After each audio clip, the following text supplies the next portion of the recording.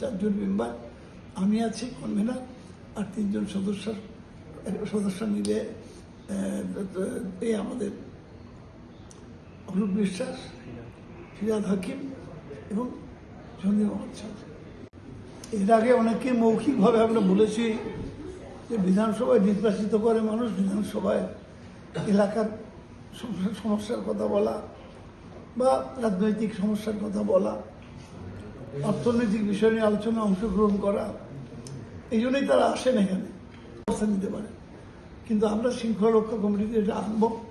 আজকে এখানে বসে আছি এই জন্যই যে অ্যাটেন্ডেন্সটা আমরা তুলবো, আজকে তুলে জানতে চাইবো, দেখতে চাইবো কতজন 19 এবং 20 তারিখে অ্যাবসেন্ট ছিল, তারপর সমস্ত তালিকা নিয়ে শৃঙ্খলা রক্ষা কমিটিতে বসবো। ম্যাক্সিমাম আমাদের রাজ্যেও তো 40 দিনও হয় না, এই অল্প কটা দিন বিধানসভা হয়। এই বিধানসভায় যারা অ্যাবসেন্ট হচ্ছেন তাদেরকে বহুবারই মৌখিকভাবে সতর্ক করা হয়েছে, এখানেও এই বিধানসভা করো না। তাদের সংখ্যা বেড়েছিল ঠিকই, কিন্তু বিশেষ করে আমাদের দলের সর্বোচ্চ যে নেত্রী, তার নির্দেশ ছিল আমাদের উপরে।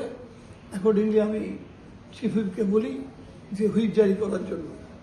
আমরা 4জন মেম্বার আমরা বসে সিদ্ধান্ত করব, এবং নিশ্চিতভাবে সিদ্ধান্ত করার আগে আমরা আমাদের নেত্রী ফেরার পরে তার সঙ্গে কথা বলবো, বলার পরে যা সিদ্ধান্ত নেবার আপনাদের জানিয়ে দেবো। সশরীরে বিধায়কদের ডেকে পাঠানো হবে?